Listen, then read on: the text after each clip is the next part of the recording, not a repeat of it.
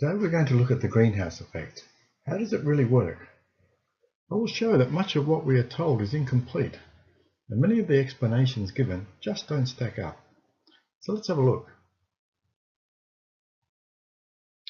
We will start by looking at the energy balance of the Earth and the role of greenhouse gases.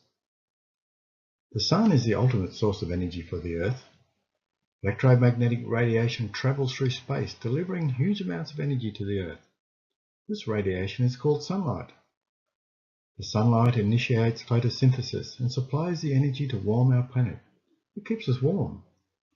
But if the Earth had no way of releasing energy, the temperature would rise and rise to unbearable levels. So how does the Earth release energy, preventing itself from overheating? The Earth releases energy to space by means of infrared radiation. As the temperature of the Earth increases, more radiation is released. Eventually, the energy received from the Sun will be balanced by the energy released. The energy in equals the energy out. We can say that the Earth has reached a state of thermodynamic equilibrium. This occurs at a mean surface temperature of about 15 degrees Celsius or 59 degrees Fahrenheit. The atmosphere contains traces of gases that can absorb the infrared radiation emitted from the surface of the Earth. These gases are called greenhouse gases. By absorbing energy, the gas molecules vibrate and wiggle.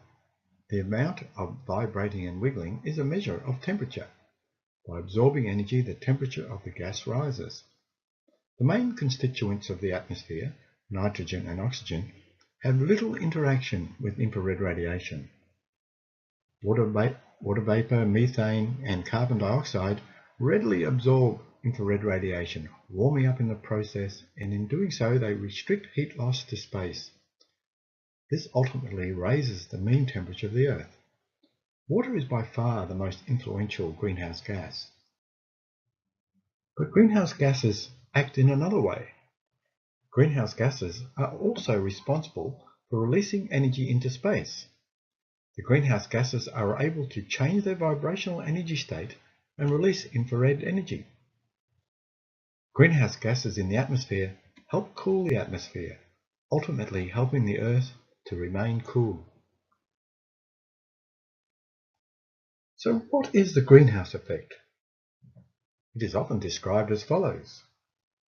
Greenhouse gases in the atmosphere trap radiation from the surface. Less heat can escape and the surface warms up. If we increase the concentration of greenhouse gases in the atmosphere, then the planet's temperature will increase to intolerable levels, or so we are told. But this explanation does not give us the complete picture. Obviously, there is a lot more happening here. This slide shows the complete energy balance for the Earth. All of this is well agreed on. If we take the incident energy from the Sun and call it 100, we can see what happens to this energy. First thing to notice is that about 29% is reflected away immediately, mostly due to clouds reflecting the incoming sunlight. 23% of the incoming sunlight is absorbed in the atmosphere, never reaching the ground.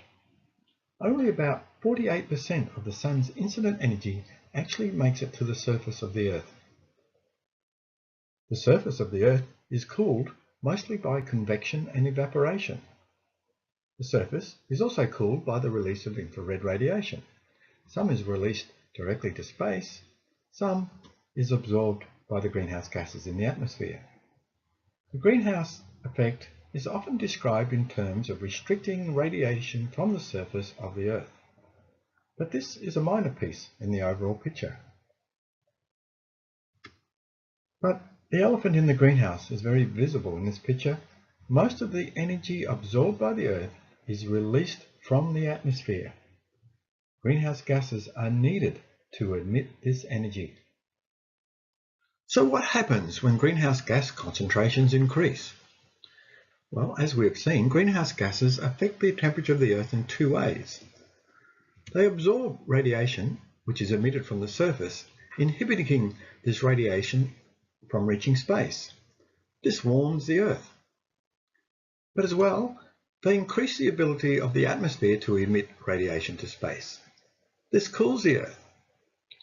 It is not unreasonable to expect the latter effect to be greater than the former. But for some reason, this cooling effect is seldom referred to in the literature on global warming. Why? The Earth's atmosphere, in the main, acts just like a heat pump, or what we call an air conditioner.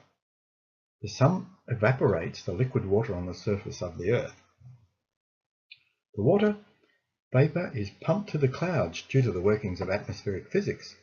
The water vapor takes with it huge amounts of energy.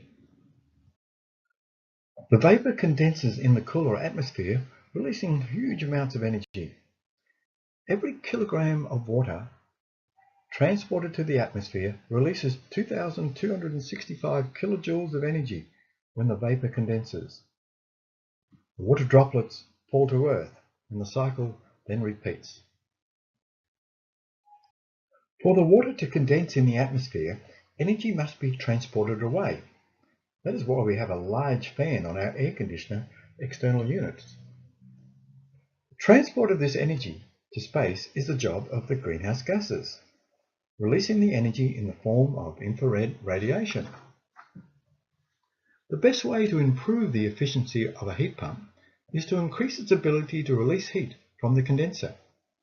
With an air conditioner, we can do this by using a better fan or placing our external unit in a cooler location. To improve our Earth heat pump, we need a more efficient way of releasing energy to space. This can be done by increasing the concentration of infrared emitting molecules in the atmosphere. In other words, by increasing the concentration of greenhouse gases.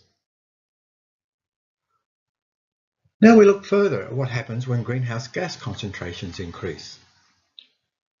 Firstly, as expected, and what is well documented, the amount of radiation directly to space from the surface is inhibited. The red arrow on the right is reduced. This results in an increase in the Earth's surface temperature, shown by the letter T. The ability of the atmosphere to emit heat to space increases. The big arrow in the middle increases, resulting in a cooling of the atmosphere and a cooling of the Earth as a whole. It is clear that these two effects are opposing. One increases the temperature of the Earth, the second cools the Earth. So which is dominant? Well, that's going to be the topic of part 2 in The Elephant in the Greenhouse. But while we're here, there is more. If for some reason the temperature of the Earth was given a nudge, say for example a burst of extra energy from the sun, what would happen? Would we go into a cycle of runaway heating, where a small rise in temperature causes further increase in temperature and so on and so on and on? This is called a runaway greenhouse effect, where an increase in temperature due to an increased greenhouse effect is said to lead to more evaporation. More water vapor means stronger greenhouse effect, which leads to more heating, and so on and on. But let's have a look. More evaporation leads to more clouds.